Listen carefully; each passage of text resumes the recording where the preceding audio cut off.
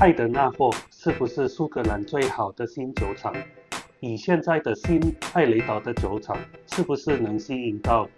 一些消費者呢 ？Hello， 大家好，我是麥芽奶爸。今天呢，我會分享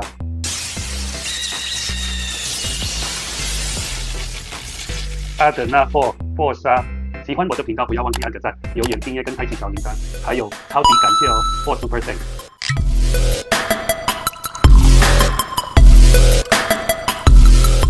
好，那這個禮拜我是想分享這支艾德納霍波沙，是因為呢，如果你們有看我的影片，就是我有分享過那個首發的5年版本，那部影片我稍微有解釋酒廠的歷史來源以及一些酒廠的特色，所以如果有興趣，請點這個影片回看一下。那今年呢，艾德納霍就是在我們的那個 Online Scotch Whisky Award OSWA。就是有得到蘇格蘭最好的新的酒廠，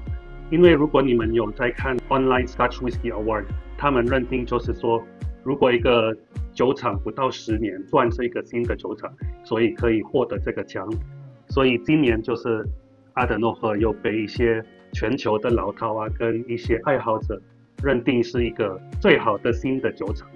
那如果你們知道這支艾德納霍波沙就是他們的第2款的核心款，他們第一個核心款就是那個無限壺 Infinite Lock， 那個就是以波本調性為主，那這支波沙呢就是以雪莉桶為主，所以我是蠻期待，如果艾德納霍的酒體放在不一樣的橡木桶會有什麼變化或改變。我個人是比較喜歡雪莉桶，所以我是蠻期待這個艾德納霍的波沙會有什麼不一樣的特色或表現。那艾德納霍波沙這個名詞的來源是從哪裡來的呢？就是艾雷島，就是酒廠附近的一個海蝕洞，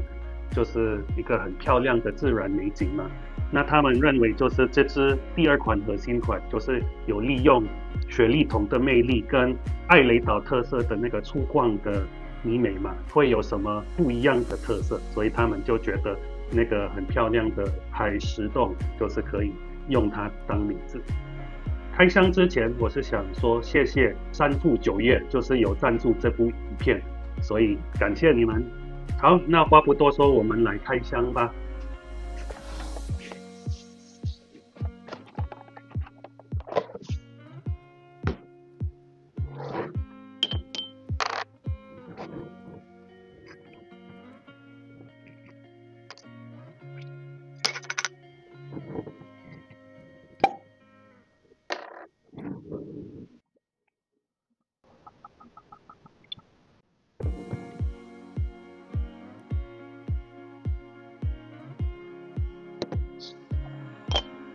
好，那在酒標上就是有寫自然顏色、非冷凝過濾，然後是50%酒精濃度，這個就是老饕最喜歡的數字。好，那我們來開始聞香吧。它泥煤香氣在上層，就是有那個木炭、煤炭的香氣，然後有一種烤焦的烤肉片，就是好像培根啊跟火腿，就是很甜的，有放那個焦糖的火腿。然後下層就是它那個水果香氣有出來，就是比較紅色的水果，就是好像梅子，然後有堅果，然後有一些巧克力的味道，蠻香的，就是它泥煤香氣跟這些果香就融合得蠻不錯的。好，那我們來試喝一下吧。它喝下去的香氣就是有他們酒廠的那個特色，就是很像那個首發的那種有人參的味道，就是泥煤香氣人參，超香的。然後就是有一點培根味，然後有雪莉桶的甜味也出現了，就是有覆盆子醬、果醬、草莓醬，然後有那個無花果的味道，就是乾的無花果很香，然後它那個泥煤香氣是很香，就是在嘴巴會一直有那個鮮味，尾韻也很順，蠻長的，所以我覺得很厲害。好，那我們來加幾滴水吧。加了幾滴水的話，爱德诺霍的特色就是它那個泥煤的香氣或強烈感會減少很多。它好像是酒廠的特色。那個首發我記得剛喝就是沒有加水，就是蠻強烈的那個泥煤的感覺，就是聞香的時候。可是現在加幾滴水，它就是變成很果醬，很那個太妃糖也出現了。然後就是奶油、奶香，然後鮮味，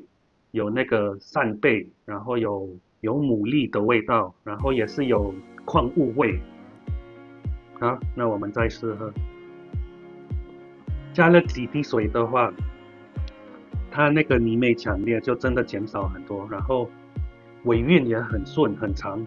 所以我是蠻驚訝，就是愛德納霍他們出的酒款大部分就是比那個年齡還高，這個的意思就是他們的橡木桶的品質都很高，他們就是說 active cask 就是熟成的速度是稍微快，然後橡木桶給的味道是夠的，然後它可以很快的把酒精弄成比較溫和一點。因為那個首發是5年嘛，那這個波薩應該是比較年輕，因為是 NAS 嘛，就是5年份，可是感覺不出來，感覺可以 PK 掉一些8到10年的威士忌的感覺，這個就是愛德諾赫的特色。好，那我們來總結一下吧。我個人覺得這支是表現得很厲害。Hunter Lane 他們的母公司，他們在這個威士忌的產業大概有50幾年了吧，所以他們應該出的產品是蠻有特色的，跟有固定的水準在。那如果要打個分數，我會給88分，這個是蠻高分的，就很像那個首發5年，因為那個水準對我來講是差不多一樣。那它的建議價格是在2500，那我一定會消費買的，而且可以拿來收藏，因為它算是他們酒廠的一些首發嘛，就是比較早期發出來的東西。好，那最後我也覺得就是Ardnahoe他們的方向是很聰明的，因為他們出的威士忌就是專門賣給老饕或一些愛好者嘛，所以他们在這個不好的酒市情況下，他們的客人還是會固定消費，因為